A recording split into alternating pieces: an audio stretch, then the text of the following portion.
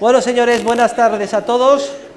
Martes, para la cámara, martes 9 de febrero del año 2010, a las 7:10 de la tarde, vamos a empezar la clase.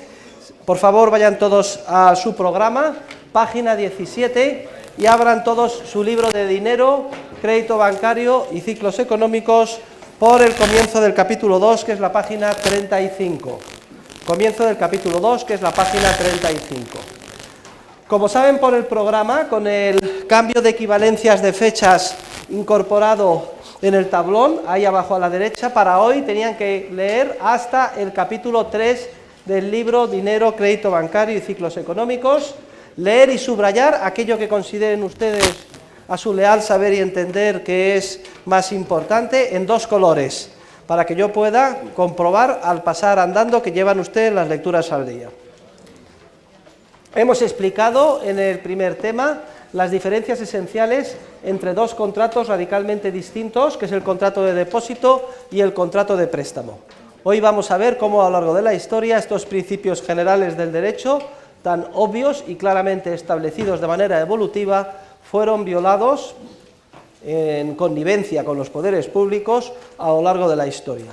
Pero antes de empezar a explicar el capítulo 2, y como siempre, si hay alguna pregunta, este es el momento de levantar la mano y preguntar. ¿Hay alguna duda o pregunta? ¿Alguna duda o pregunta? De acuerdo, todo el mundo tiene que tener el libro porque al pasar comprobaré, y el que no tenga el libro será suspendido ipso facto. Ah, sí, que no le veía. Levántese y hable más alto que eres. El único ejemplo de banco que cumplió exactamente los principios generales del derecho fue el Banco de Amsterdam. Ya llegaremos en su momento. Ya llegaremos en su momento a explicarlo. Está, en lo que al Banco de Ámsterdam se refiere, lo vamos a ver en este tema. En lo que se refiere a otros bancos, también lo vamos a comentar y luego hablaremos más adelante. Dejamos, por tanto, la inquietud en el ambiente. Más preguntas. ¿Hay algún otro comentario? Bien, pues si no hay comentarios, vamos todos a la página que les he dicho, comienzo del capítulo 2 del libro. A propósito, ¿dónde están sus libros?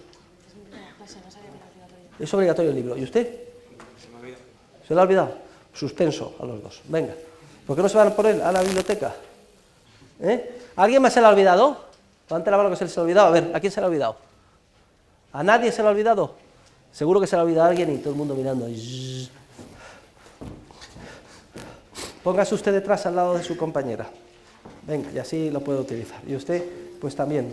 Póngale a este lado como ella lo tiene. Vale, muy bien. Si a alguien le falta, que se ponga al lado del compañero o compañera que tenga el libro para que lo pueda ir siguiendo. Usted también se lo ha olvidado. Tiene que traerlo. ¿Este señor? Pues sáquelo, hombre, que si no suspendido, el padre Rodrigo, cachis en la mar, un desastre. ¿Qué va a decir Santo Tomás de Aquino? No me vale, Santo Tomás de Aquino no tenía ordenador. Vamos a ver. Si le ves a Santo Tomás de Aquino, qué vergüenza. Perfecto.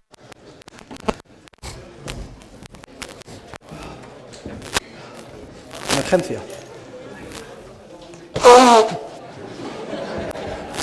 No se rían, que estoy sufriendo mucho desde hace 48 horas, estoy absolutamente constipado, no puedo respirar, y es una situación desastrosa, y además estoy sordo para mayor INRI. Un virus que me ha pegado mi hijo de 11 años. Muy bien, señores, empezamos. El otro día quedó perfectamente claro que un contrato es el de depósito y que otro contrato es el de préstamo, y que en el depósito de bien fungible en general y de dinero en particular es principio general del derecho que el depositario que lo recibe tiene la obligación de mantener íntegramente el 100% del tantundem, lo que en términos bancarios denominábamos coeficiente de caja del 100%. Hoy vamos a hacer un repaso histórico y ver cómo a lo largo de la historia los banqueros privados, en connivencia con los gobiernos, han violado este principio. Vamos a ver a lo largo de 3 momentos históricos distintos cómo se produce un proceso que es muy similar en todos y cada uno de ellos. En un primer momento, los banqueros conscientes de las obligaciones de guardia y custodia que tiene el contrato de depósito, comienzan a actuar de manera correcta, manteniendo el coeficiente del 100%. Pero pronto, tarde o temprano, caen en la tentación de apropiarse para sus negocios particulares de una parte significativa de aquello que se les ha dado en guarda o custodia. Al principio, este mal proceder lo efectúan de una manera oculta y vergonzosa. Solo poco a poco y de manera paulatina van adquiriendo el privilegio para operar conforme a la reserva fraccionaria, es decir, sin mantener el coeficiente de caja del 100%, privilegio que logran de los poderes públicos. Y se inicia una connivencia que se hace tradicional entre banqueros y gobernantes, que es tradicional y que vamos a ver cómo se da a lo largo de todos estos momentos de la historia. Cuando los bancos empiezan a operar al margen del derecho, veremos que se producen en todos estos momentos históricos efectos económicos muy similares, en forma de burbuja especulativa, expansión artificial, exuberancia irracional, diría Alan Greenspan, en la economía, que tarde o temprano se revierte en forma de una profunda crisis financiera y recesión económica. Y así vuelta a empezar. Es curioso que analicemos estos casos para que seamos conscientes de cómo evoluciona hasta la situación actual el sistema bancario.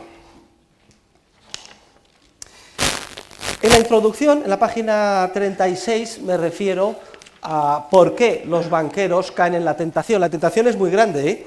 Vamos a ver en el capítulo 4 cómo el ejercicio de la banca con reserva fraccionaria permite la creación de la nada de medios de pago. Pero ahora, para que se hagan ustedes una idea, la tentación es tremenda.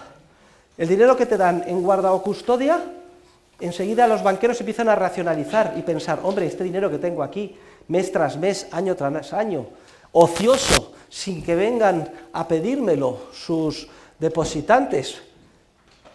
Es la misma tentación que la del cajero desleal.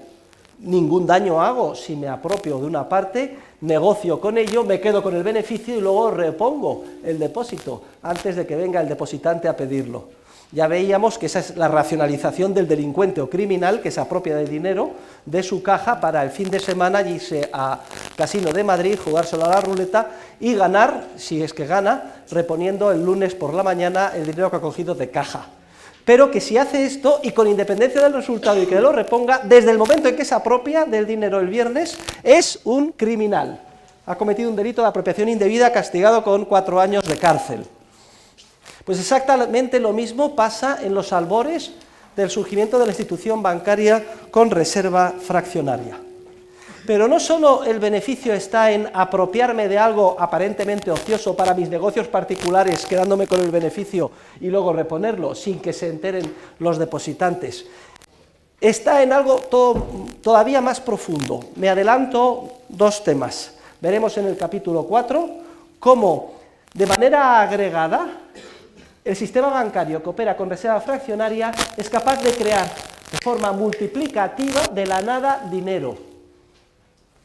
Para que se hagan una idea, lo que hacen los bancos es decir, si voy a mantener un coeficiente de caja del 10%, con el dinero que tengo, lo que hago de la nada es crear créditos por el 90%, cuyo colateral es simplemente un apunte contable. Y esto sí que es enormemente beneficioso. Equivale, para que se hagan una idea, a como si yo tuviera la capacidad de hacer lo siguiente. Coger un trozo de papel, ¿quién me da un trozo de papel en blanco?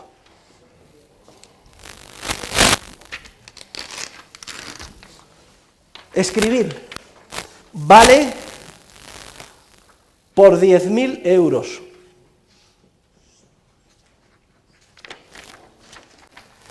Prestárselo a esta señorita, ¿usted cómo se llama? Anastasia. Anastasia, no será usted rusa, ¿no? Sí, por ahí. Ya decía yo, tome, Anastasia, prestarle a Anastasia 10.000 euros, de la nada, fíjese, solo he escrito el papel, y luego a Anastasia exigirle que me los devuelva en dinero de verdad y además con intereses dentro de un año. ¿No les parece que es un negocio redondo? ¿Sí o no? incluso mejor que el del falsificador de la moneda. La tentación es muy grande. Y la naturaleza humana débil, la carne es débil. Siempre está el tentador por ahí sinuoso, presto a cogernos en un momento de debilidad. A ver, Rodrigo, explique usted esto de la tentación. Y además siempre se nos presenta la tentación de una manera atractiva. Y siempre racionalizamos. El demonio nunca viene a tentarnos mal encarado, enfurecido. No, hombre, no. ¿Cómo se presenta siempre? Pues simpático. ¿Cómo son los estafadores? Todos los estafadores son una gran sonrisa, simpáticos, etc. ¿Cómo son las malas mujeres que quieren engañar a los pobres hombres? Pues todos nos las imaginamos. No vienen todas vestidas de negro, monjiles, malolientes, sin tacones, sin lavar el pelo. No, todo lo contrario. Se presenta de manera atractiva. Pues lo mismo pasa con el dinero.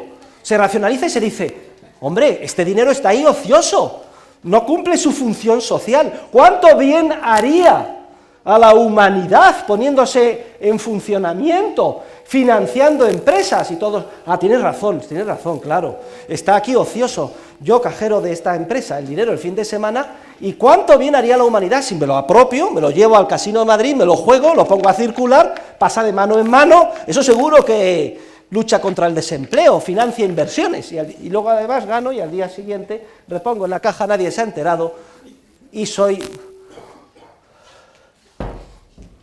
no solo no he hecho nada malo, sino que me tienen que hacer un monumento. Eso es lo que decía Keynes, en pocas palabras, que habría que hacer. Fíjense, la tentación es grande, y además el ser humano fácilmente siempre encuentra argumentos para racionalizarla. Y así, de manera encubierta, vamos a ver en los diferentes ejemplos cómo los banqueros, en muchas circunstancias históricas, en su mayoría, en otras no, pero al principio siempre de manera encubierta, porque sobre todo al principio se tiene la conciencia de un mal proceder, empiezan a actuar de forma secreta, apropiándose del dinero de sus depositantes, siempre de forma secreta, porque saben que como se corra la voz de lo que están haciendo, inmediatamente va a haber una quiebra de confianza y todo su negocio se va a desmoronar. Es un principio general del derecho de propiedad que en el depósito la obligación de guarda o custodia exige el mantenimiento del coeficiente de caja del 100% del tantundem en todo momento, a disposición del depositante. Es un principio general del derecho de propiedad.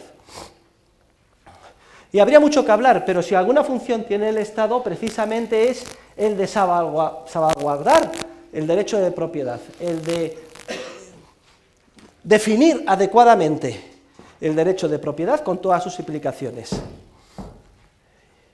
el de defender adecuadamente el derecho de propiedad.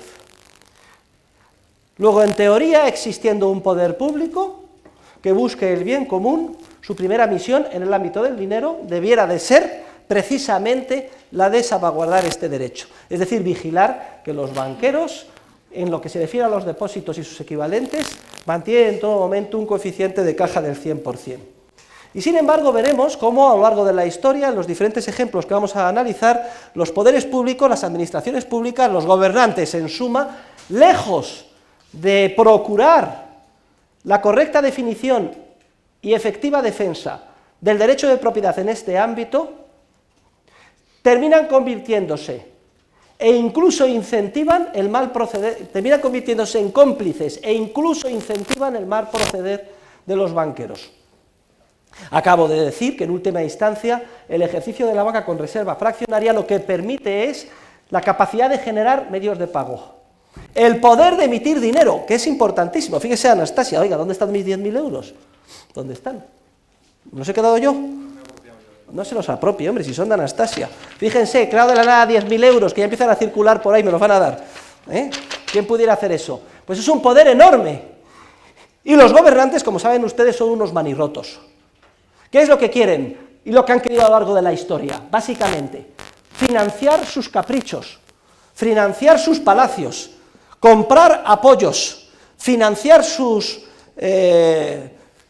proyectos bélicos, sus guerras, comprar apoyos para ser nombrados emperadores. Esto es lo que siempre han querido los gobernantes. Y el problema de los gobernantes es el de financiación. el que tienen que financiarse con impuestos, y los ciudadanos sienten esos impuestos y no están dispuestos a pagarlos, y se produce malestar, deslegitimación del poder público, etc. Pero si los gobernantes encuentran la forma de apropiarse del dinero de los depositantes, actuando en connivencia con los banqueros, gran parte de los problemas financieros que tienen desaparecen. Luego, no nos debe de extrañar lo que vamos a ver enseguida, que se hayan convertido los gobernantes en los principales cómplices de los banqueros privados, y viceversa, hasta el punto de que han dado un privilegio para que estos agentes económicos llamados bancos, y solo ellos, puedan actuar al margen de los principios generales del derecho, es decir, con reserva fraccionaria en el ámbito del depósito a la vista de dinero y sus equivalentes. Durante siglos, los gobernantes buscaron la tan ansiada piedra filosofal. Llamaban piedra filosofal a una piedra que, si se frotaba con ella una roca, se quedaba convertida en oro. El oro era el dinero por antonomasia, y de esta manera, pensaban ellos, podían conseguir la liquidez que necesitasen sin límite para financiar sus alocados proyectos, sin ninguna restricción. Y al final, aunque parezca mentira, han terminado encontrando tan ansiada piedra filosofal, pero concretamente en el ámbito del negocio bancario y de la concesión del privilegio para que los bancos actúen con un coeficiente de reserva fraccionaria. Todos estos fenómenos que vamos a ver a lo largo de la historia, solo tardíamente empezaron a ser comprendidos por los pensadores y filósofos. Vamos a ver cómo los primeros que mejor visualizan lo que está sucediendo son esos grandes pensadores que surgen en el siglo de oro español en torno a la Universidad de Salamanca, los escolásticos de nuestro siglo de oro. Hay uno de ellos, Luis Sarabia de la Calle, que escribe en su Instrucción de Mercaderes que los perniciosos efectos de la banca, es una cita que está en la página 37 arriba, se deben a la insaciable codicia de los hombres, que les ha quitado tan del todo el temor de Dios y la vergüenza de las gentes, y aun creo el descuido de los que gobiernan la República en lo espiritual y temporal. Ve cómo menciona a la codicia de los banqueros y al descuido, siempre aquí más laxos. Da miedo atacar a los gobernantes. Les califica solo de personas descuidadas a la hora de defender lo que tienen que defender. Yo creo que es una interpretación más que benevolente. En realidad hay una connivencia y perfectamente interesada. Pues bien, la ilustración de este proceso que acabamos de comentar la vamos a hacer primero remontándonos al mundo clásico, griego y romano. Después de 1000 años de vacío, de parón económico a lo largo de la Edad Media, el proceso se reinicia a finales de la Baja Edad Media en las ciudades comerciales del Mediterráneo y al comienzo del Renacimiento, que es el segundo ejemplo histórico que vamos a poner. Y en tercer lugar, vamos a repasar cómo el mismo proceso se repite ya con el surgimiento de los primeros bancos públicos a partir del siglo XVII. Y repito, fíjense, ya lo han leído, en el obvio paralelismo que hay en el proceso en los tres casos históricos que vamos a analizar. Pues bien, vamos a comenzar con Grecia y Roma, la banca en Grecia y la banca en Roma.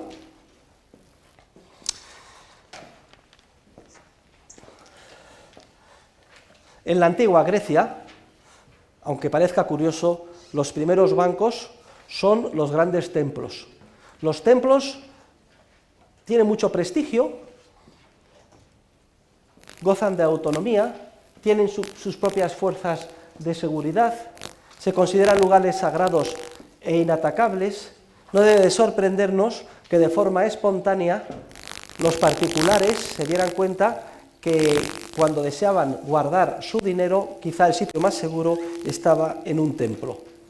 Pues precisamente por eso, porque se consideran inviolables, porque tienen milicia propia y porque de alguna forma generan una gran confianza a los ciudadanos.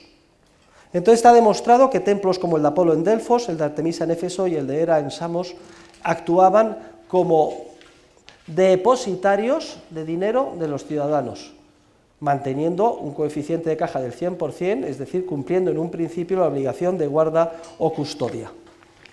Después, paulatinamente, con el desarrollo comercial de las diferentes ciudades, griegas a lo largo del Mediterráneo, ya la actividad de depositarios por parte de los banqueros empieza a ser efectuada por personas físicas.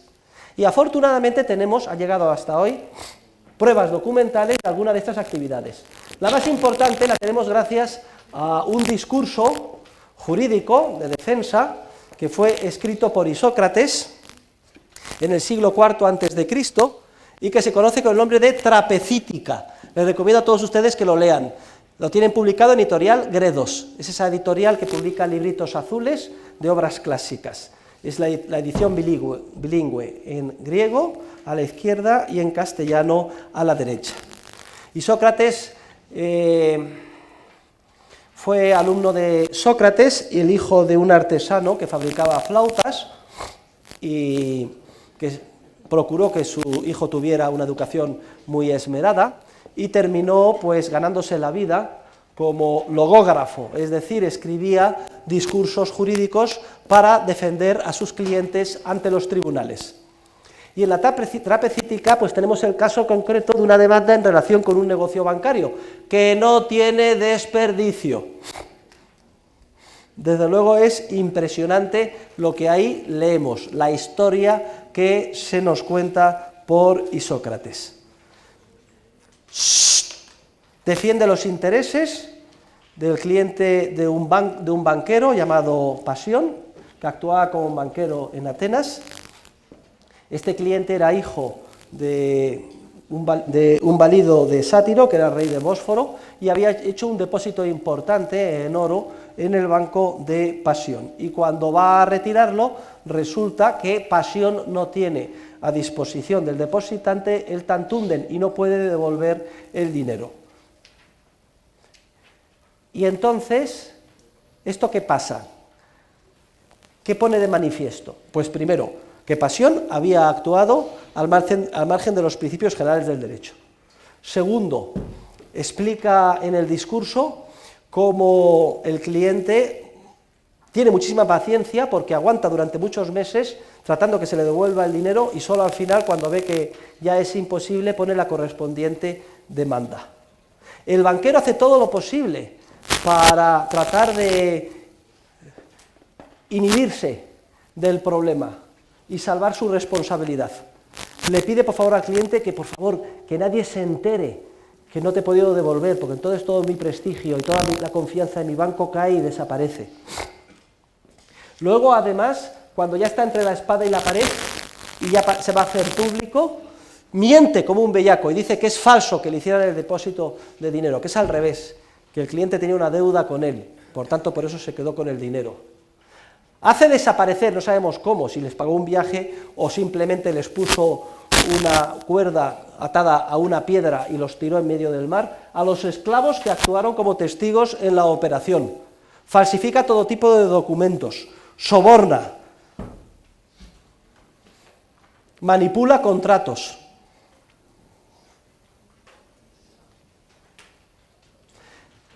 Y al final, ¿qué pasó? Pues resulta que solo tenemos en la Trapecítica el texto de la demanda, no sabemos cuál fue el fallo. Lo que sí sabemos es que transcurrido un periodo de tiempo más o menos largo, Pasión otra vez volvió a actuar como banquero, volvió a las andadas. No sabemos si llegó a un acuerdo o una transacción o que fue condenado y después de cumplir la pena volvió otra vez a actuar como banquero. Pero en todo caso las conclusiones desde la perspectiva de hoy son muy interesantes. Primera, que los banqueros en Grecia eran conscientes que tenían la obligación de guarda o custodia. Segunda, que no todos, tenemos el caso de Pasión, actuaban de manera honesta y correcta, sino que de forma subrepticia y secreta violaban estos principios. Tercero, que hacían todo lo posible para evitar ser cogidos en el acto ilegal de apropiación, es decir, para que se supiera.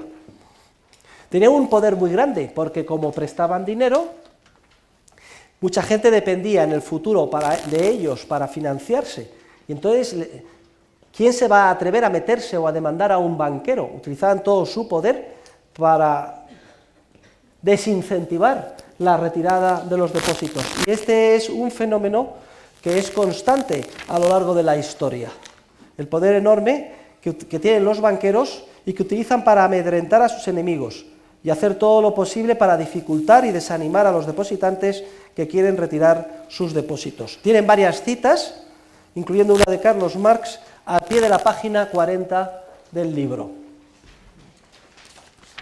Hay diferentes estudios que están comentados también notas a pie de página, que ponen de manifiesto como la principal operación de los banqueros en la antigua Grecia era la de recibir depósitos cobrando por ello, y que en general los banqueros no eran una fuente de financiación, salvo en casos muy especiales en los que sí que actuaban como verdaderos intermediarios financieros. Luego, en el caso de Grecia, tenemos mucha suerte, porque ha llegado hasta nosotros un escrito, un documento, que como economistas nos es de enorme interés. La trapecítica es utilizada por los estudiantes de humanidades, pues para traducir del griego, para ver cómo escribía Isócrates, etc. Pero nosotros como economistas, para ver con todo detalle cómo operaban los bancos.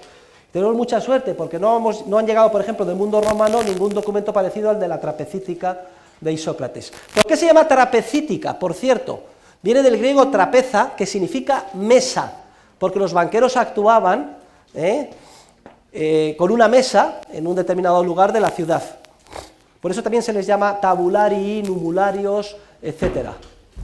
O en un banco, de ahí donde viene banchieri, y de ahí viene bancarrota. Cuando los bancos no pueden pagar, se cogía el banco desde donde trabajaban los banqueros, ¡bla!, y se les rompía en la cabeza.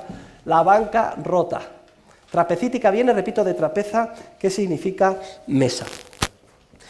Y somos también afortunados doblemente porque en el ámbito de Grecia, del mundo griego, tenemos varios discursos de Demóstenes, el gran orador griego, que tratan también sobre temas bancarios, y aunque no de manera tan detallada, completa y profunda como en el caso de Isócrates en la trapecítica, sí que nos dan noticias de tipo adicional.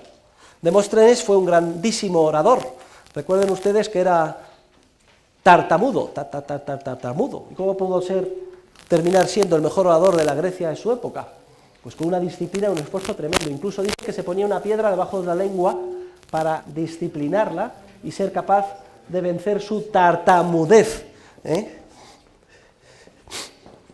todo caso, terminó siendo el alma del espíritu liberal en la antigua Grecia contra la dictadura de Filipo de Macedonia, que acabó con el entorno de libertad de las ciudades-estado que existían en Grecia. Por cierto, alentado por los propios filósofos, esa connivencia entre gobernantes y banqueros también en Grecia empieza a surgir entre gobernantes y filósofos. Los pensadores e intelectuales, tradicionalmente a lo largo de la historia, casi siempre terminan justificando al poder público.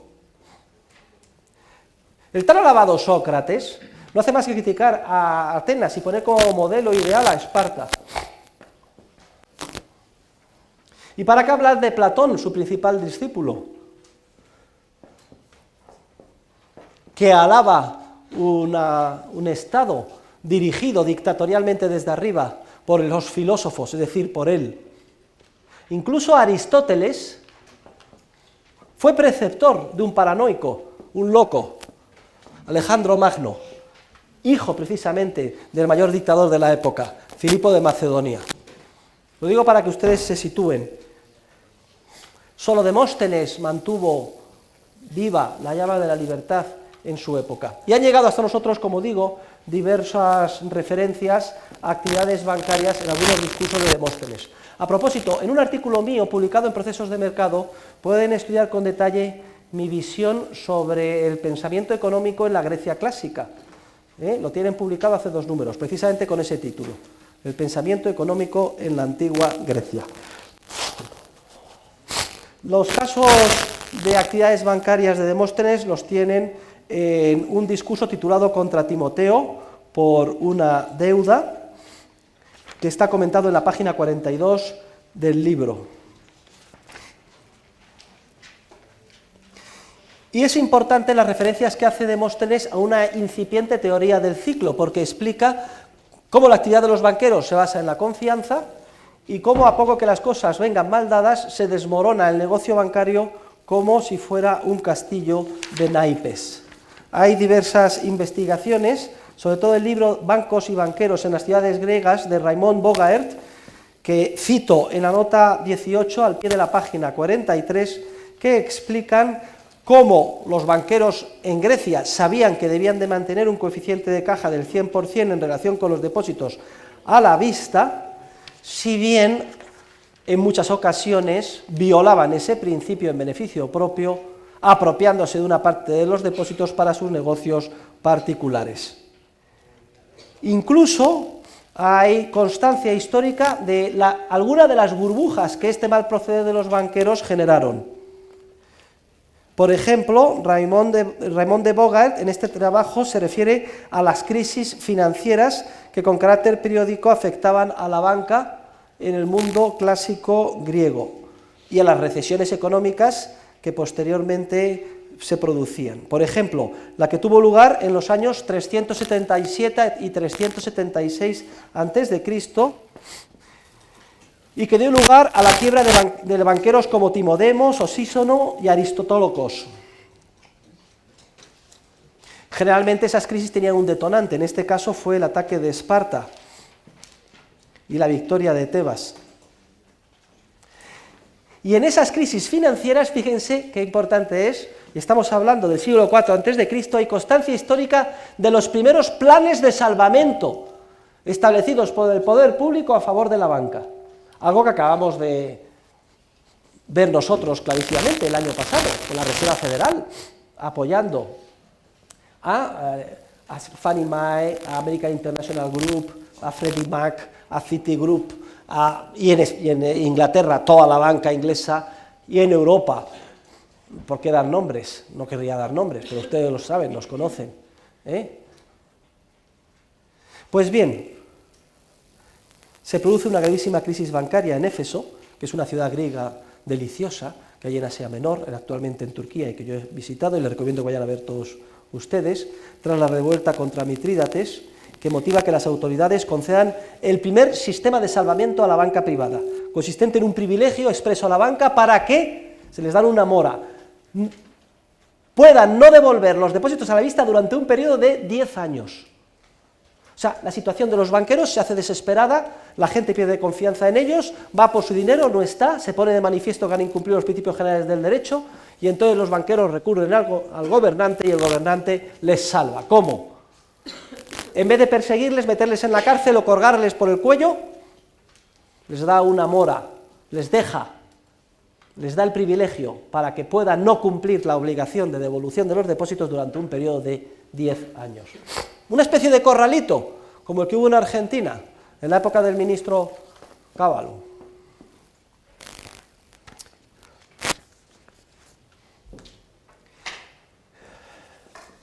El mundo de las ciudades-estado griegas y de la libertad clásica griega se desmorona, desaparece, cae, por culpa de ese dictador que fue Filipo de Macedonia y su hijo. El hijo era un loco, un paranoico. Lo que pasa es que la historia las escriben los vencedores. Yo, la interpretación histórica que hago es la del padre Juan de Mariana, en la historia de España.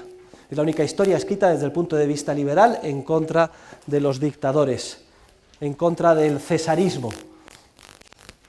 Pero resulta que como la historia la escriben los vencedores, pues tienen buena fama Alejandro Magno, tiene buena fama Julio César, todos ellos tiranos. Yo hubiera sido de los que hubiera apuñalado a Julio César. Para mí hubiera sido un honor dar una puñalada a Julio César. Ya sabe que los 30 y tantos senadores que le apuñalaron, cada uno tenía que dar una puñalada. Incluso alguno que no podía estar encargó a otro. Oye, por cuenta mía, daré tú la puñalada. Ya saben la teoría del tiranicidio del padre Juan de Mariana. Es lícito, no solo es lícito, además hay el deber moral de apuñalar al tirano. Pero la historia la escriben, repito, los vencedores. Y la interpretación es, pues, que estaba corrompido el mundo de las ciudades-estado, que no había más remedio en que se consiguiera una unificación, para eso hacía falta un líder, siempre la racionalización, y nadie mejor que Filipo o su hijo, y que además esto permitió la expansión del mundo heleno por toda Asia. Sabemos que Alejandro Magno llegó prácticamente hasta la India. A su muerte todo esto se desmorona y el imperio se lo reparten sus generales. Y Egipto le toca a un general, Ptolomeo. Y al final no se sabe qué es lo que sucedió. Si se helenizó el mundo oriental o se orientalizó el mundo heleno. Más bien lo segundo. Porque al final los ptolomeos en Egipto lo que hicieron fue rodearse de toda el aura de los faraones. Cleopatra no es sino una sucesora de los ptolomeos, es decir, del general griego, de Alejandro Magno, al que le correspondió Egipto. ¿Y por qué hago referencia a esto? Porque en el llamado mundo helenístico, en el ámbito de Egipto, se desarrolla de nuevo un sistema bancario, del que también tenemos importantes noticias y que estudio en las páginas 45 y siguientes del libro. Y es importante porque en el Egipto de los Ptolomeos, por primera vez en la historia, surge el primer banco estatal. Ay, perdone, que no lo había visto. Surge el primer banco estatal. Existía un banco con base en Alejandría de tipo público y con él coexistían múltiples banqueros privados. Léanse ustedes, les recomiendo a todos, 2 tomos, es una joya, Historia Social y Económica del Mundo Helenístico, del Rostovtsev, fue un historiador ruso afincado en Londres. Está publicado por Espasa Calpe, ya para este fin de semana ya tienen lectura, Historia Social y Económica del Mundo Helenístico.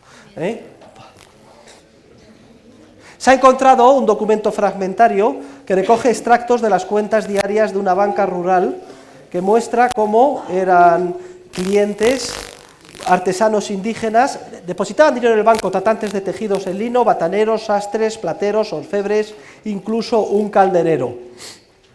Y ya surge en el mundo helenístico una contabilidad muy refinada, casi de partida doble. Luego, conclusiones sobre Grecia y el mundo helenístico. Primeros documentos sobre el mal proceder de los bancos. Primer caso documentado de un sistema de salvamento bancario en Éfeso.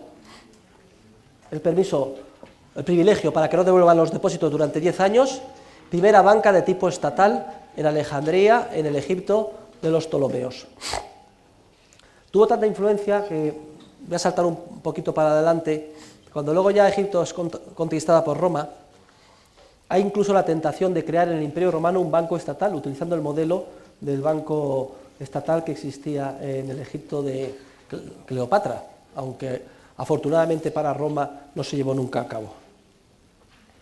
Muy bien, pero vamos a dar un salto y vamos a pasar de Grecia a Roma. Tradicionalmente se considera que Roma, silencio, no aportó nada al mundo de la cultura ni al mundo de las humanidades.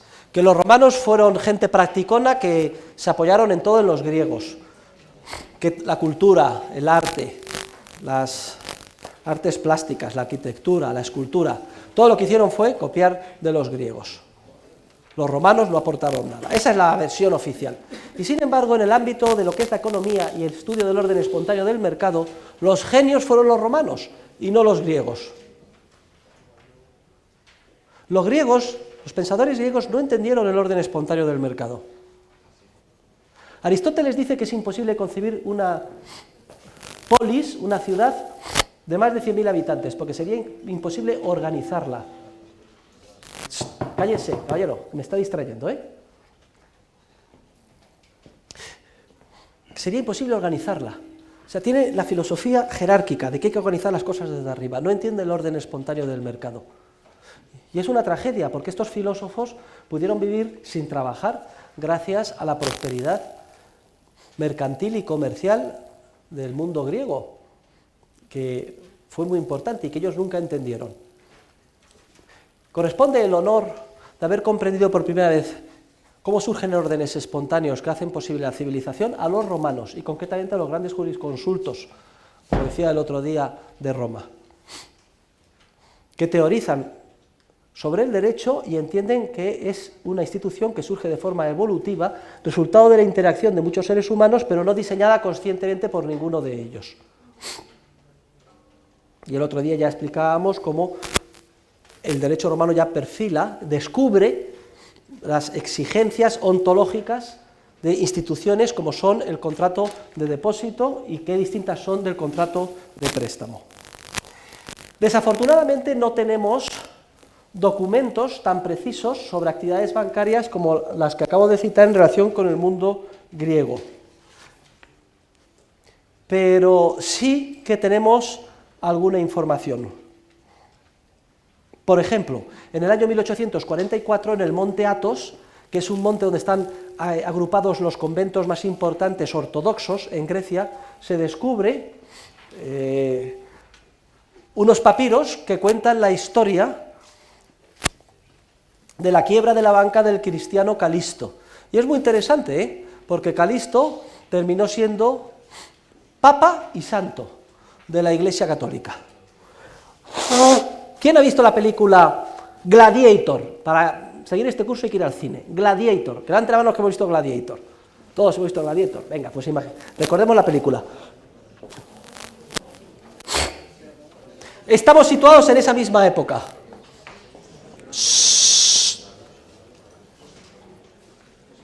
El emperador Marco Aurelio muere y deja el poder al loco de su hijo, si es que no es el hijo el que mata al padre, que es como sale en la película, que se llama Cómodo, que le encanta además hacerse el gladiador, que incluso nombra general a un caballo, está como una cabra el pobre. Bueno, pues Calisto actuó como esclavo de un banquero famoso en Roma, y les tengo a ustedes que hacer la siguiente acotación. La situación de los esclavos en Roma era mucho menos mala de lo que ustedes pueden pensar o hayan visto en las películas o hayan leído en las novelas. En el último número de la revista Procesos de Mercado, que dirijo en esta facultad, hay un artículo del catedrático Peter Temin que así lo explica. Los esclavos en Roma tenían un incentivo muy grande, porque tenían una gran posibilidad de ser liberados si actuaban bien a favor de sus amos. Se ganaban la confianza de ellos, eran industriosos. Cada 5 años se liberaban el 10% de los esclavos mayores de 25 años. ¿Saben ustedes cuál era la misma tasa de manumisión en el caso de los esclavos negros en Estados Unidos en el siglo XIX? El 0,2%. Era muy habitual que los amos dedicaran un gran esfuerzo, dinero, en formar y educar a sus esclavos. Cuantos más educados estuvieran, supieran leer, escribir, los rudimentos del comercio, etc., más valor tenía el esclavo. En cambio, en el derecho anglosajón en Estados Unidos era un delito enseñar a leer, escribir o educar a un esclavo, y se ponía al amo importantes multas. En Roma el esclavo podía tener su propio peculio particular, se llamaba peculio a lo que el esclavo ganara, aunque formalmente era del amo, pues lo controlaba y lo administraba el propio esclavo, y con cargo a ese peculio luego podía él pagarse el coste de su liberación. Luego tenía un gran incentivo el esclavo en ser productivo, acumular un peculio y ayudar luego a financiar su liberación. El esclavo en Roma, una vez liberado, es decir, ya liberto, podía ascender en la escala social. No estaba mal visto que una mujer noble se casara con un liberto. No solo no estaba mal visto, estaba a la orden del día. A las romanas les encantaban los libertos, sobre todo cuando eran guapos y atractivos. Es más, en una segunda generación o en una tercera generación, y viceversa, a los romanos les encantaban algunas libertas. Y viceversa. En segunda o tercera generación incluso podían ser ennoblecidos. Y luego además recuerden, cuando el esclavo era liberado en Roma, formaba a ser parte de la gens, de la familia a la que pertenecía el amo que le había liberado. Y había unos nexos de solidaridad en la familia, considerada en su sentido amplio, con los hijos, los nietos, los primos, y los esclavos y los libertos, de manera que en caso de cualquier problema había que ayudar. Y entonces el liberto ya formaba parte de la familia, de aquel que me liberó a mí, o liberó a mi padre, o liberó a mi abuelo, y yo me considero, y es un honor formar parte de esa familia, y cuando haya que echar mano o ayudar, yo ayudaré. Otro incentivo para que los amos liberaran a los libertos, ampliaban el ámbito de aquellos que podían ayudarle cuando vinieran maldadas. Luego, no les extraña a ustedes que un amo le confiara a Calisto llevar un negocio de banca. Y Calisto era cristiano. Y una de las estrategias comerciales más importantes es la de segmentar. Entonces se especializó en conseguir depósitos de los cristianos. El negocio de la banca se basa en la confianza. Y si yo soy cristiano y tú eres banquero cristiano y voy a depositar y necesito que mi dinero me lo guarde alguien, pues se lo voy a dar a alguien de confianza, que además es cristiano, que por tanto cree en Jesucristo, que es bueno, que no se va a apropiar del dinero, que es una buena persona, que si me dan en una mejilla pongo la otra, que no voy a engañar, no voy a mentir, voy a cumplir los mandamientos y que organizo toda mi vida en base al amor al prójimo. Oiga, si usted se encuentra a un banquero que le vende esto, pues usted, y el negocio se basa en la confianza, pues tiene un gran incentivo para utilizar ese banco. Y de hecho Calisto pues tuvo mucho éxito desde el punto de vista comercial y consiguió cuantiosos depósitos, procedentes sobre todo de viudas y huérfanos del mundo cristiano de la Roma de entonces. Pero ni siquiera los cristianos están libres de la tentación. Y resulta que, como explica el escrito encontrado en el monte Athos, en determinadas circunstancias Calisto se apropió de una parte significativa de los depósitos de sus depositantes y cuando estos fueron a retirarlos no estaban allí, quebró la confianza y quebró el banco. Y fue un escandalazo. Se puede leer en el documento que Calisto huyó, incluso intentó suicidarse tirándose al mar en el puerto de Ostia. Y eventualmente, no se rían ustedes, es el puerto que hay en Roma, y eventualmente fue detenido y condenado a trabajos forzosos en las minas de sal, en Córcega. Esto equivalía, queridos alumnos, a una condena de muerte, porque las circunstancias de los trabajos forzosos de los condenados, en galeras o en las minas, era tal que como media solo se podía sobrevivir 3 o 4 o 5 años. Pero fíjense ustedes, la ficción supera con mucho la realidad. Resulta que el emperador Cómodo, y vuelvan ustedes a la película Gladiator, tenía un amante, una concubina, y la concubina era cristiana. Y los cristianos, hoy, pero sobre todo entonces, era gente caritativa y solidaria.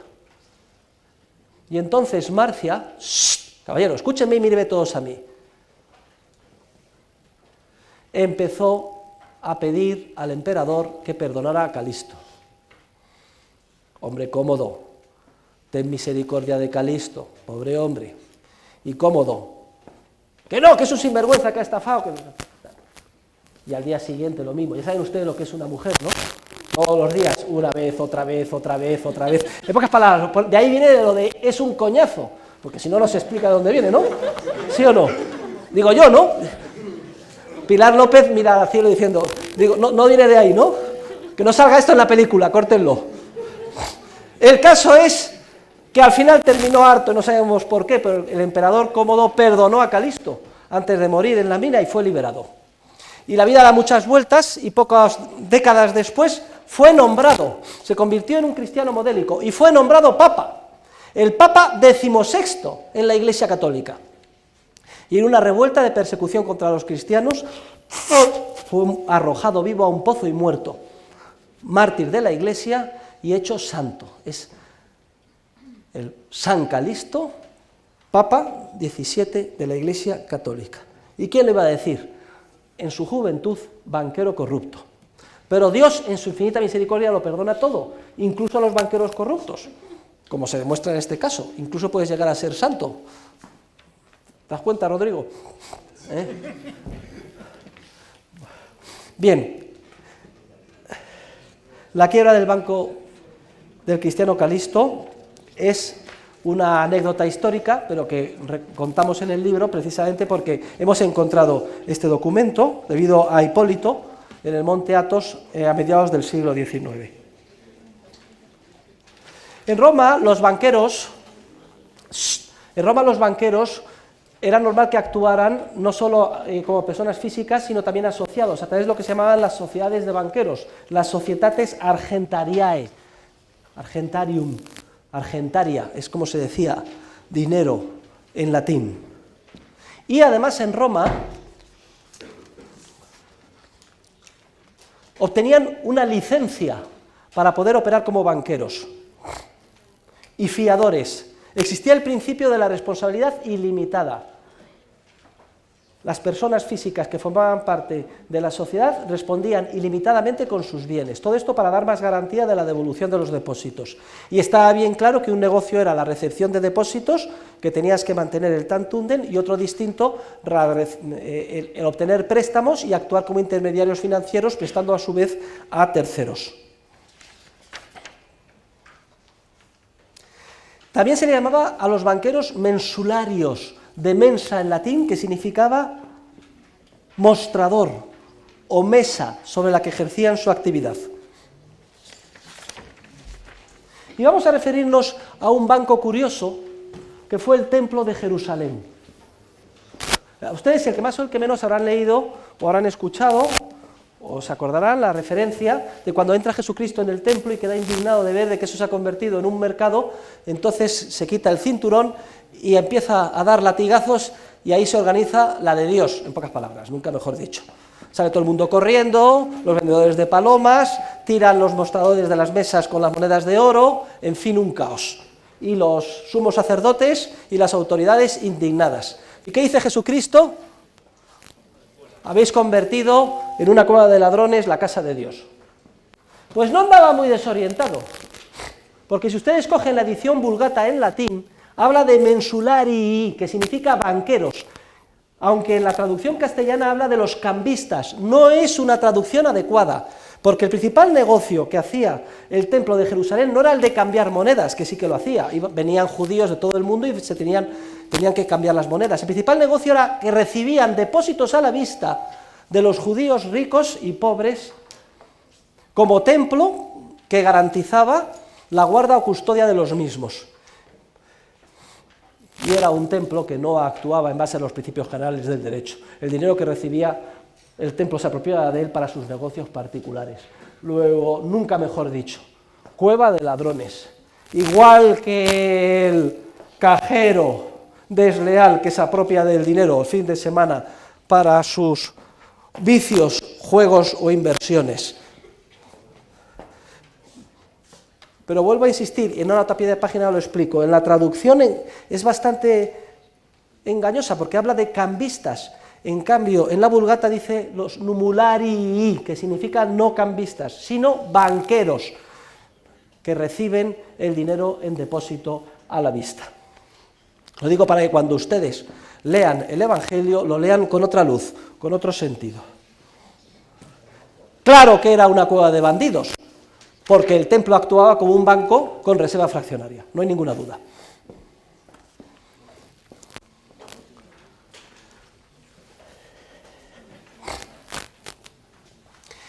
Peter Temin, en el artículo que hemos publicado en la revista Procesos de Mercado, demuestra que en la época final de la República y comienzos del Imperio Romano se alcanza un nivel de desarrollo económico en el Imperio Romano que no se recupera hasta bien entrado el siglo XVII, incluso comienzos del XVIII. Fíjense ustedes lo que estamos diciendo. Y coge una serie de indicadores para justificar su demostración. Por ejemplo, el porcentaje de población que vivía en ciudades, urbanizado. Por ejemplo, cómo estaban organizadas las ciudades en Roma, las obras públicas, los acueductos, el saneamiento de las ciudades, los mercados, el mercado de trabajo, los mercados financieros. ¿Por qué ese próspero mundo de la antigüedad desaparece? ¿A qué se debe la caída del Imperio Romano? La versión oficial que hemos escuchado, o hemos leído, o hemos estudiado en los libros, en el colegio, en el instituto, es que es por culpa de los bárbaros. Pero no es así. Los bárbaros de siempre venían presionando en el imperio, y defendiéndose con más o menos éxito, incluso absorbiendo, incluyendo dentro de su civilización a los bárbaros. Los bárbaros llegaban, como vienen las oleadas de inmigrantes en el próspero mundo occidental en el que vivimos. Básicamente querían mejorar de vida en un mundo más civilizado. ¿Qué es lo que le pasó al Imperio Romano? Básicamente el Imperio Romano se derrumba como consecuencia del socialismo. Y eso lo vamos a estudiar con detalle a partir de Semana Santa. Es el estado del bienestar el que acaba con el Imperio Romano. Panem et circenses, pan y circo, era el lema de los gobernantes en Roma. Tener a la gente contenta, para que me apoyen. Pan y circo. Gratis, un día sí, otro no, había circo. El circo era como el fútbol hoy, y el pan se repartía por la nona a los pobres en Roma. Este estado del bienestar, de garantizar conquistas sociales a los pobres, es lo que acaba con el Imperio Romano. Porque cuando el gobierno garantiza el reparto de alimentos de trigo gratis, prácticamente gratis, ¿ustedes qué efecto creen que tuvo esto sobre las clases medias trabajadoras del mundo latino, sobre los agricultores del Imperio Romano, que se dedicaban a producir con esfuerzo trigo? Pues que no podían competir porque se lo vendían gratis en Roma. Esto arruinó masivamente a los ciudadanos. ¿Quién va a dedicarse a trabajar 12, 14 días, 14 horas al día con un esfuerzo tremendo en el campo si los productos se entregan gratis en Roma?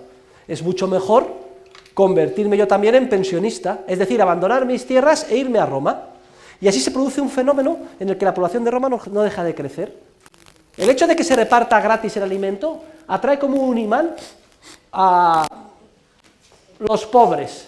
La ayuda a la pobreza genera pobreza. Y Roma de 300.000 habitantes pasa a 500.000, de 500.000 a 700.000, y de 700.000 a 1 millón. El efecto es que cada vez cuesta más mantener a esa población. Las arcas del tesoro están exhaustas. Entonces, ¿qué se les ocurre a los emperadores romanos? Muy sencillo: hacer inflación, incrementar la cantidad de dinero, disminuir la cantidad de oro de la moneda. Si no puedo pagar, pues muy sencillo, divido una moneda de oro en 2, o en 3, o en 4. Pero señores, ya veremos que el aumento de la cantidad de dinero no tiene ningún efecto, salvo el del crecimiento de los precios. El efecto que se produce es un aumento tremendo de los precios, en mayor o menor medida de todos los bienes, pero sobre todo los bienes agrícolas, etcétera, los de subsistencia en esa época, lo cual hace todavía más gravoso el mantenimiento del reparto gratis de trigo. ¿Cómo reacciona el gobernante cuando los precios suben? Pues como todos los gobernantes, de forma voluntarista y por decreto, trata de atacar los efectos y no las causas profundas. Y los emperadores, a partir del siglo III, empiezan a establecer leyes que fijan los precios máximos, por encima de los cuales no se puede comprar ni vender. Y ya veremos que el establecimiento de un precio máximo por encima del que establece el mercado destroza completamente el mercado. Si se prohíbe por ley y te meto en la cárcel o te mato, que tú puedas comprar o vender a un precio superior al que fijo yo, el efecto que tiene esto es, por un lado, los productores dejan de producir porque no les interesa, y por otro lado, los consumidores consumen mucho más porque al precio artificialmente bajo les interesa demandar mucho más. El problema se agrava.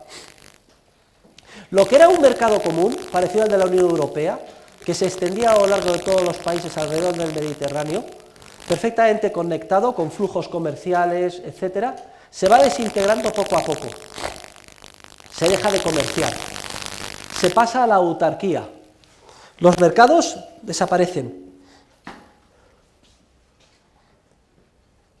Toda la prosperidad y la riqueza del mundo heleno se desploma como consecuencia del estado del bienestar, de la inflación y de la política intervencionista de los gobernantes. Los bárbaros simplemente ocupan lo que no eran sino los restos del antiguo floreciente imperio. Esto, rápidamente explicado, es la historia de la caída del Imperio Romano.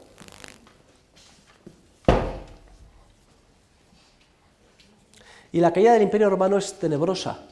En la parte final, miren, estoy escribiendo un tratado de economía que tiene una parte de historia, y una de las cosas que más me ha impresionado es una serie de documentos que explican cómo cuando entran los bárbaros, estaban los ciudadanos del Imperio Romano tan asqueados con los gobernantes romanos y sus recaudadores de impuestos que para ellos era un mal menor los bárbaros. Decían, preferimos ser esclavos nominales de los bárbaros que ciudadanos bajo la bota opresora, fiscal e intervencionista del Imperio Romano.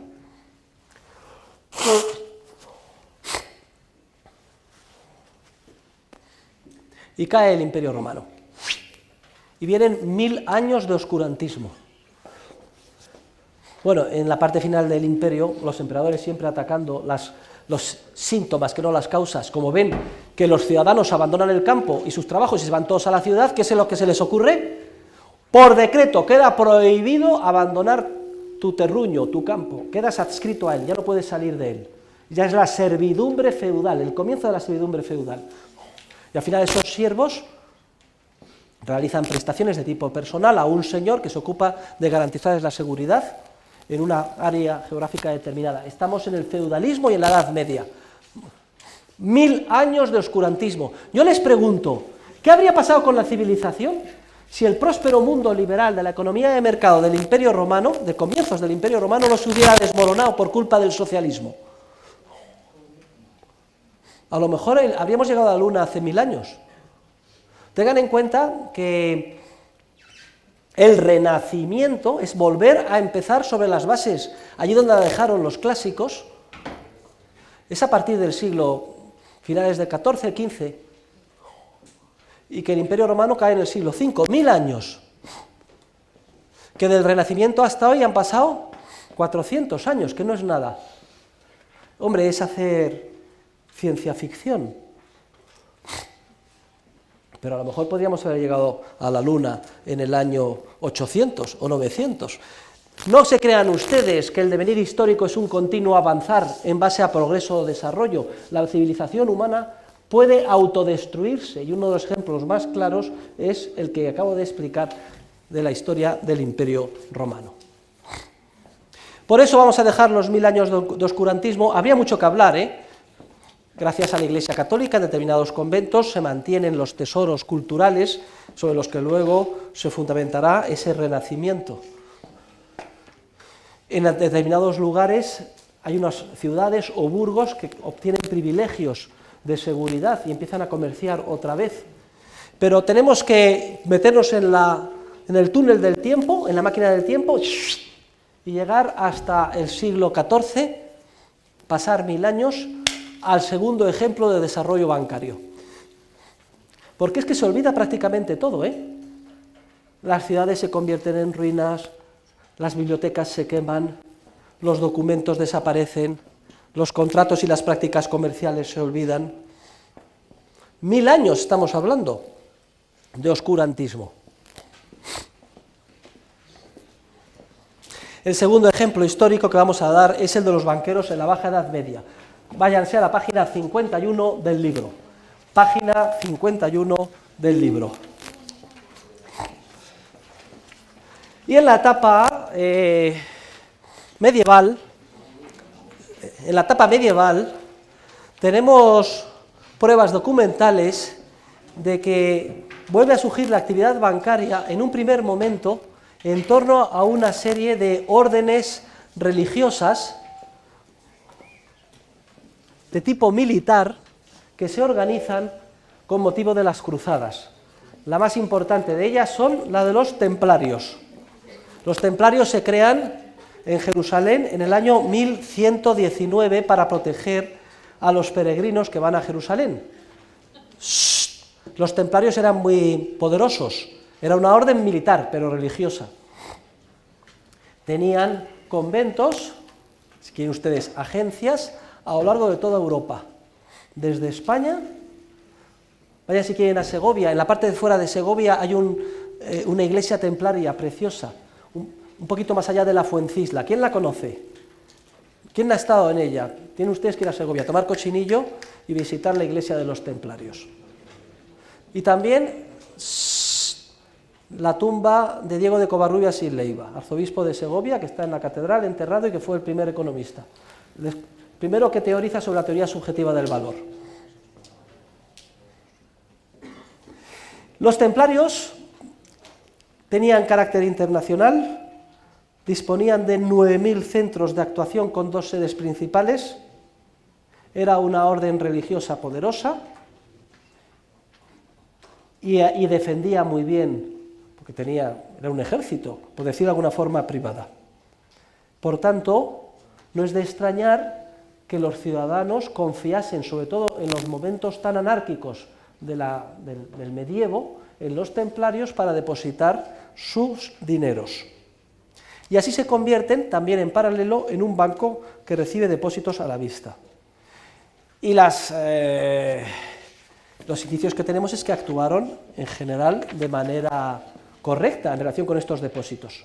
Pero hay, señores, despertaron la envidia, sobre todo de los gobernantes, sobre todo del rey de Francia, Felipe el Hermoso, que se dio cuenta que había enormes tesoros custodiados por los templarios. Nada mejor que acusarlos falsamente de herejía, acabar con la orden y quedarnos con los tesoros. Y eso es precisamente lo que hicieron. Obligaron al Papa a firmar falsamente la sentencia de condena. Muy recientemente, la Iglesia Católica ha descubierto los archivos del proceso injusto contra los templarios. Como resultado de ese proceso, fueron inmolados sus principales responsables. Condenado a la hoguera, Jacques de Molay, el gran maestro de los templarios. Y todas las riquezas, una vez disuelta la orden, fueron apropiadas por los gobiernos y concretamente por el rey de Francia. Esa es la historia de los templarios, por otro lado, apasionante. Les recomiendo a ustedes que lean.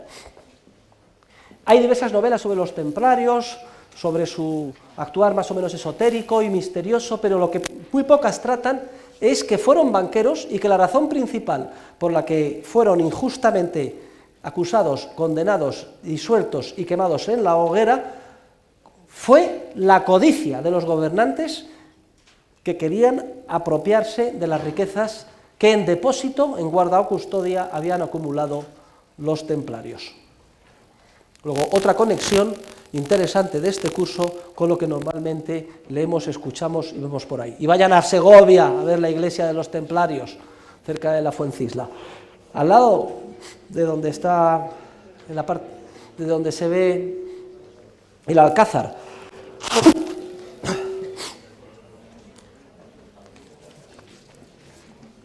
Bueno, pero tenemos que seguir avanzando y vamos a saltar un par de siglos. Y resulta que hay una serie de ciudades en el Mediterráneo en las que... Silencio, no quiero escuchar ningún ruido. Todavía seguimos en clase y es apasionante lo que estamos estudiando juntos. Son ciudades independientes, adquieren autonomía, defienden bien la propiedad dentro de sus muros, surge una burguesía artesanal y comerciante, empiezan a comerciar entre ellas y también con Oriente, y surge de nuevo una prosperidad muy semejante, porque de alguna forma replican lo que había sucedido mil años antes en el mundo clásico de la época próspera de la antigua Roma. Son ciudades en Italia, como las del Adriático, sobre todo Venecia, otras ciudades italianas como Pisa, Florencia, incluso también ciudades en España como Barcelona, como Valencia, y se reproduce el esquema que vamos a ver. Empiezan a surgir banqueros que reciben dinero en depósito. Al principio actúan de manera honesta, luego empiezan a ser tentados para apropiarse una parte del dinero de sus depositantes. Esto genera épocas de burbuja especulativa que termina inexorablemente en crisis financiera y recesiones económicas. Tenemos aquí bastante documentación que es muy interesante y que vamos a... por favor, me distraen y no puedo seguir la clase. Si oigo algún ruido,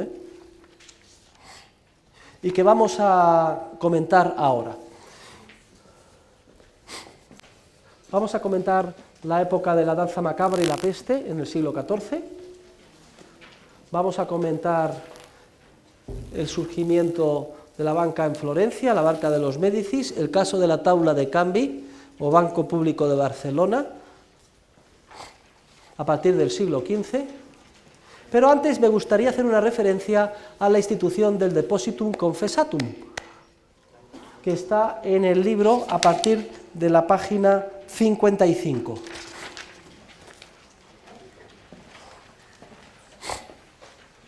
Las tres religiones monoteístas, la religión judía, la religión cristiana y la religión islámica, el Islam, condenan el préstamo con interés.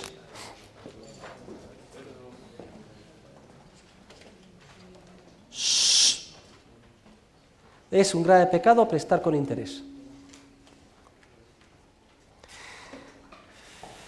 Salvo que se preste a los gentiles, entonces no es pecado.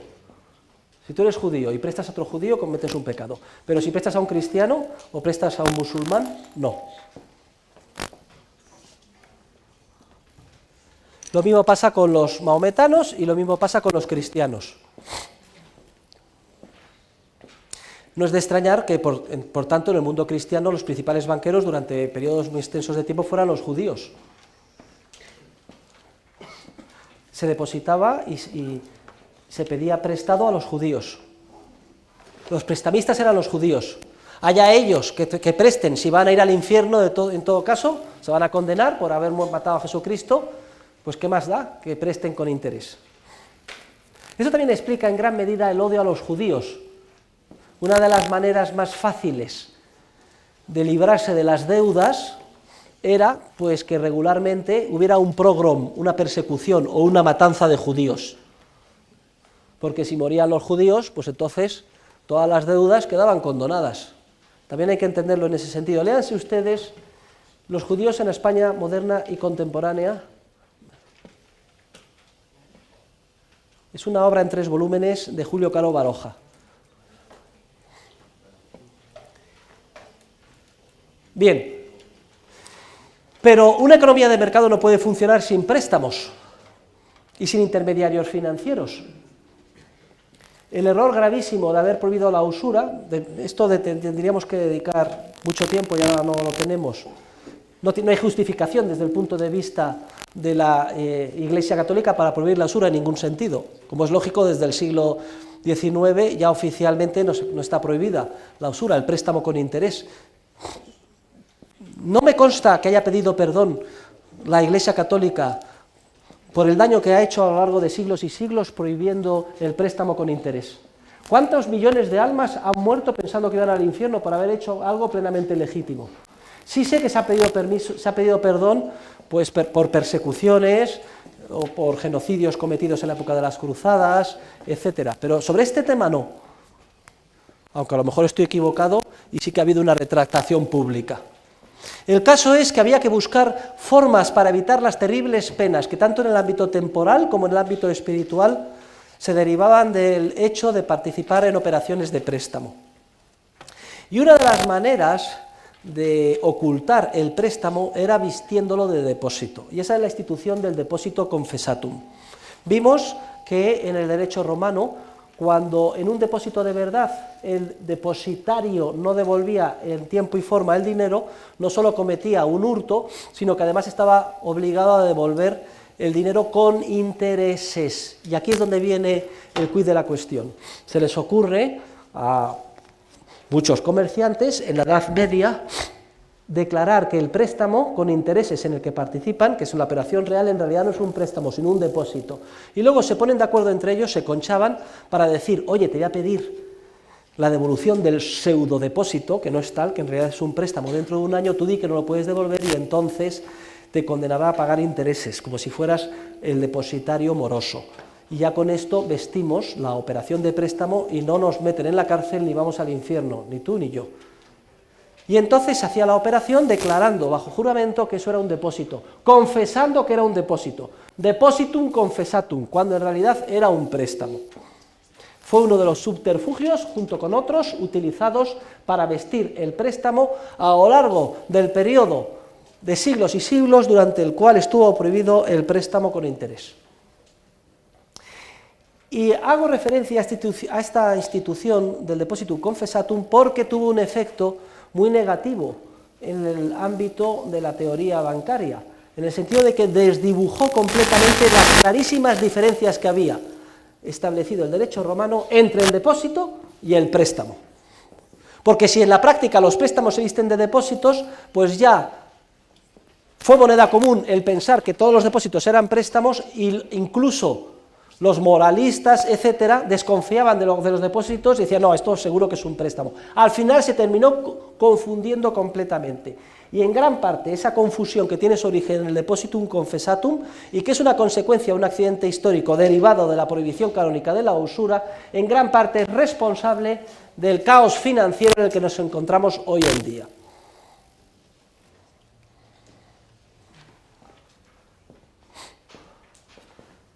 Hay un libro maravilloso escrito por un americano llamado Abbott Payson Asher, que fue profesor de economía en la Universidad de Harvard y que dedicó una gran parte de su vida a investigar en los archivos en el mundo mediterráneo en general y en Barcelona en particular. El libro se titula The Early History of Deposit Banking in Mediterranean Europe. La historia incipiente de la banca de depósito en el mundo de la Europa mediterránea. Y estudia el surgimiento de la banca a partir del siglo XIII. Siguen ustedes hablando y me distraen. Cállense, mírenme a mí y concéntrense en lo que estoy diciendo. Si quieren hacer alguna observación, pónganla en el libro, en margen. Estamos en la página 54. Usher explica que el resurgimiento de la banca en la Baja Edad Media, en estas ciudades, surge, como hemos visto en el anterior ejemplo, los bancos empiezan actuando de manera legítima, manteniendo un coeficiente de caja del 100%, pero pronto empiezan a violar los principios generales del derecho y a apropiarse de una parte de los depósitos. Empiezan a actuar con un coeficiente de reserva fraccionaria. Incluso encuentra prueba documental de que en la Taula de Canvi, que es el Banco Municipal de Barcelona, se actúa con un coeficiente de caja de 1/3. Es decir, se mantenía 1/3, los otros 2/3 se apropiaban de ellos para prestarlos. Dice Usher que el primer negocio bancario en la historia, por tanto, es el de la creación de la nada de depósitos a partir de un coeficiente de reserva fraccionaria y no la emisión de papel moneda o billetes de banco, es decir, de certificados falsos de depósito. Ese negocio bancario va a ser descubierto mucho después, en el siglo XVII. El negocio ilegítimo de la banca, más rentable, es el de apropiación de los depósitos depositados a la vista en los banqueros. Analiza las burbujas que se producen y las situaciones de crisis y recesión financiera. Y luego los privilegios que terminan concediendo los gobernantes a los bancos para actuar con reserva fraccionaria. Sin embargo, la historia es muy curiosa, sobre todo en el caso de la banca en Barcelona. La banca de Cataluña, en el siglo XIV, es uno de los casos en los que se ve cómo hay un intento por parte de los gobernantes de que sí, de que se cumplan los principios generales del derecho y de que los bancos sean respetuosos con el dinero de sus depositantes. Los usos de Barcelona en el siglo XIII son, como si dijéramos, el primer código mercantil sobre las normas que se desarrollan espontáneamente en la actividad entre los diferentes comerciantes. Se elabora hacia 1300-1301. Y ahí se establece que el banquero que no sea capaz de devolver los depósitos a sus depositantes en el momento en que les sea requerido por estos, se ha declarado infame mediante un vocero público a lo largo de toda la ciudad de Barcelona, y además será castigado a mantenerse una dieta estricta de pan y agua, mientras no devuelva hasta la última unidad de dinero depositado. Ustedes son muy pequeños, pero en la España pobre, en los pueblos, había un vocero, se le llamaba tiene un nombre, el pregonero. el pregonero, ¿no? Había un pregonero que tenía una gran voz y decía, por orden del señor alcalde, se hace saber que... Bueno, pues lo que está diciendo esta norma de los usos de Barcelona en el año 1300 es que un pregonero pregonará y hará pública en toda la ciudad de Barcelona que fulanito de tal banquero ha sido un banquero deshonesto que se ha apropiado de una parte de los depósitos y no ha sido capaz de devolverlo, y que ha sido condenado a una dieta estricta de pan y agua, no podrá comer nada más que eso, pan y agua, mientras no devuelva sus depósitos. Aunque la medida es muy loable, parece ser que no tuvo los efectos deseados, y pocos años después se completa la regulación, y se exige que los banqueros que consigan avales y garantías pongan un mantel y se distingan de aquellos que no tienen avales y garantías. De manera que cuando tú vas al barrio de los banqueros a depositar, si ves que uno tiene un mantel, es que tiene fianzas, avales y garantías. Es por tanto más solvente que el que no tiene mantel. Se está dando una información a los clientes. Ah, y ojo del que ponga un mantel sin tener avales y garantías. Pero aún así parece que no tuvo del todo los efectos deseados, porque 20 años después, el 14 de agosto de 1321, todavía se agrava más la legislación. Se establece que cuando un banquero no devuelva los depósitos a la vista, será declarado en bancarrota, y que si no devuelve, se le da el plazo de un año, todos los depósitos en un año, caerá en infamia pública, pregonada por el pregonero, en toda Cataluña, e inmediatamente después será decapitado. ¡Ya! Se le cortará la cabeza al banquero justo delante de su mesa.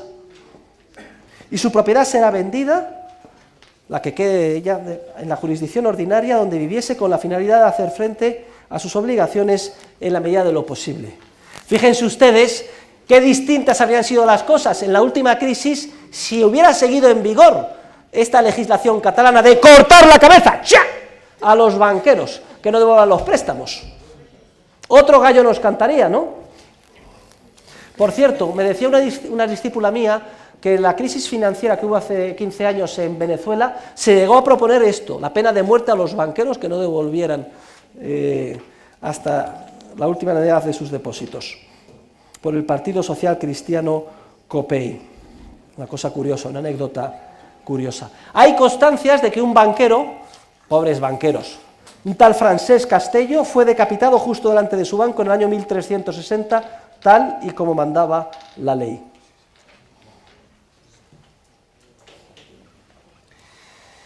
Hay constancia y estudio histórico de dos burbujas muy importantes, producidas por el proceso de expansión de la banca con reserva fraccionaria. La más importante ha sido estudiada por Carlo Maria Cipolla, que es un catedrático de Historia de los Hechos Económicos italiano, que estudia el surgimiento de la banca en Florencia, en el siglo XIV.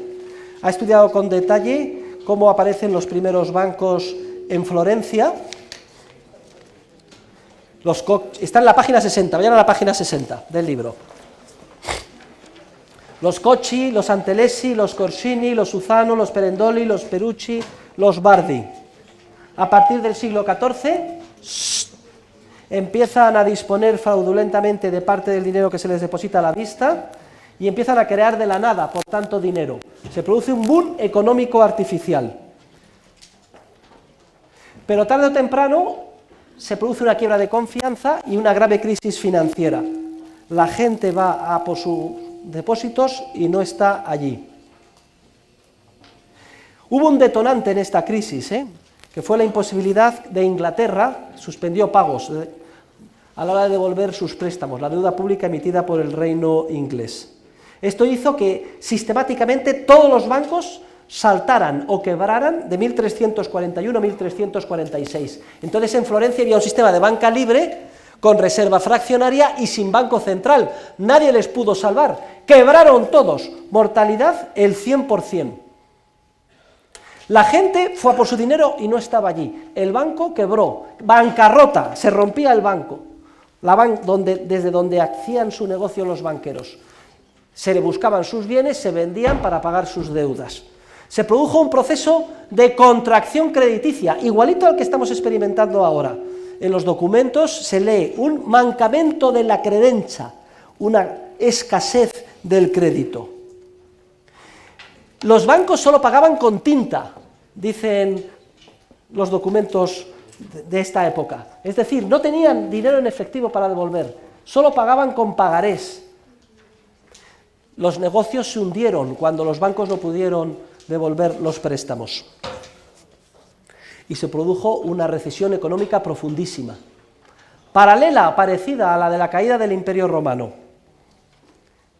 que además se juntó con una época terrible, la época de la peste. Del cántico de las criaturas se dio paso a la edad de la danza macabra. En el año 1950 también tenemos mucha suerte, porque aparecen los libros secretos del Banco de los Medici en el archivo del Estado de Florencia. Y a través de estos libros secretos hemos podido analizar y estudiar con detalle cómo actuaban los Medici, que fueron unos banqueros muy importantes, que también terminaron quebrando porque actuaron con coeficiente de reserva fraccionaria, llegó a ser tan bajo como del 10%. Libros secretos del Banco de los Medici. Luego, somos muy afortunados porque tenemos estudios históricos que demuestran cómo los bancos actuaron fraudulentamente y análisis que explican la crisis financiera del siglo XIV en el mundo mediterráneo en general y en las ciudades italianas y sobre todo en Florencia en particular. Y además en 1950 se encontró toda la documentación del Banco de los Medici, que también refuerza todo este análisis. Y el siguiente paso exige pasar un siglo, hasta el siglo XVI. El centro de gravedad pasa de las ciudades italianas a España, como consecuencia del descubrimiento de América y de la afluencia masiva de metales preciosos en forma de plata y de oro, básicamente expropiados a los naturales de América. Es Sevilla, la ciudad que coge el testigo de la prosperidad económica, el centro financiero del mundo de entonces. Y explicaremos el próximo jueves cómo surgen los bancos en la época de Carlos V en Sevilla y la doctrina de la Escuela de Salamanca sobre el negocio bancario. Muchas gracias y hasta el próximo jueves. Por favor, deme la lista de asistentes. Y no se les olvide el libro, ¿eh?